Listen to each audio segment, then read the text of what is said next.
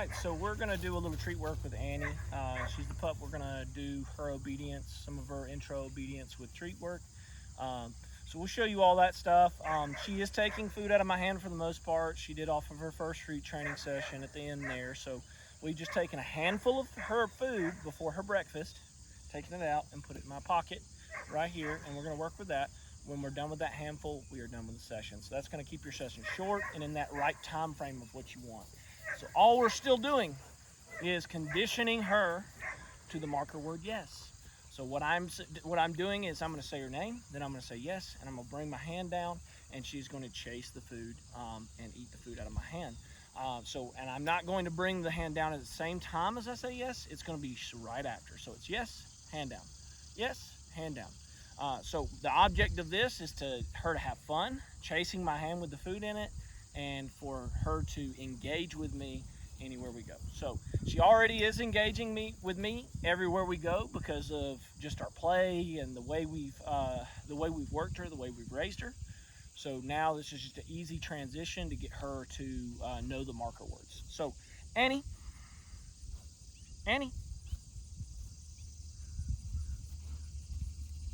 So when she looks at me, I'll say yes. Annie, yes. So she took that food right there. Good girl. All right. Annie, yes. All right. I'm going to just, Annie, yes. So I'm luring her into this little place board, which is the top of the kennel turned upside down, which we're just building and shaping a place command by this. Annie, yes. Annie, yes.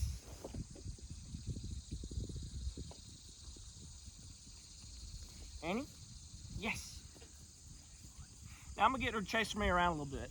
Annie, yes. Just getting her to move around with me, chase that hand. Annie, yes. So I'm moving it big steps, bringing my hand around. Annie, yes. And notice I'm alternating hands. Annie, yes. So she doesn't just key off one hand. And I'm trying to lower my hand after I say the word yes. So Annie, yes. So if you notice, she popped her head up right after I said her name. She was like, oh, that means treat. Annie. So I'm not going to reward this. Yes. So now that she stopped, I'll reward. Annie. Yes. Annie. Yes. Good girl. Now I'm going to get her back in this place board. Annie. Yes. Good. Annie. Yes. And so this is the last one I'll do, and then I'll talk for a second. So I'm gonna get her off my leg. Annie? Yes. Good. All right, good job. And I'm gonna pet her for a second. Just praise her while she's in this crate. Good. Good girl. Good girl. Good girl. Good girl. All right, so why I'm luring her in and out of this crate and around it right now is just getting her comfortable with this place board, because later on we'll train the place command, but we're not going to do that right now.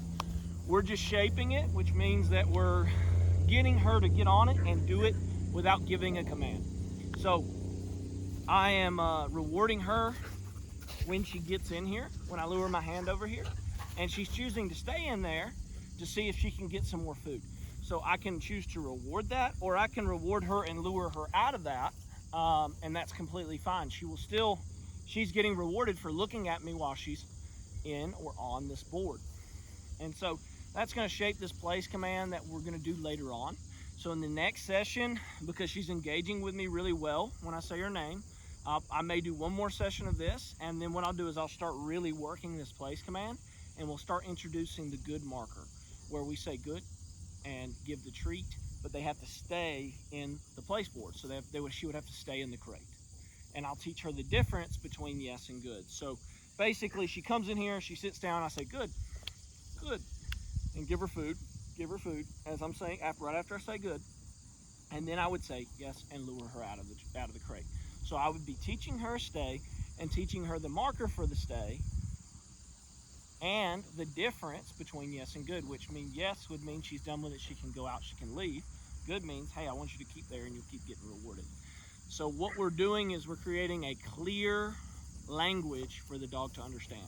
So the dog understands when they're free and when they have to keep doing stuff. Annie, come on. She started trying to get on the, good girl, good girl, good girl. She started trying to get on the camera. So they will understand when they have to stay and when I want them to stay and when they're being rewarded to stay and when they're being rewarded to break free and come running to me. So we've got all these things going on, and we're gonna train a complete language system for the dog to understand and learn from. If the dog doesn't understand what you want it to do and you don't have a clear marker language set up, it is going to be really hard for you to train the dog, because you're not going to have a way of communicating to the dog, or your way of communicating to the dog is through pressure, which doesn't work as well with these little spaniels.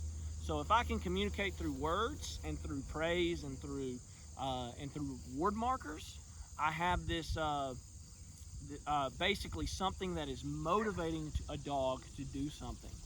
That's basically I can condition to where it becomes almost instinct or habit, versus basically, hey, you can't get off this and I'm holding you back with this leash, creating frustration, creating basically a dog lowering down the drive. I can keep this drive as high as possible while also creating an obedient dog, a dog who knows how to listen.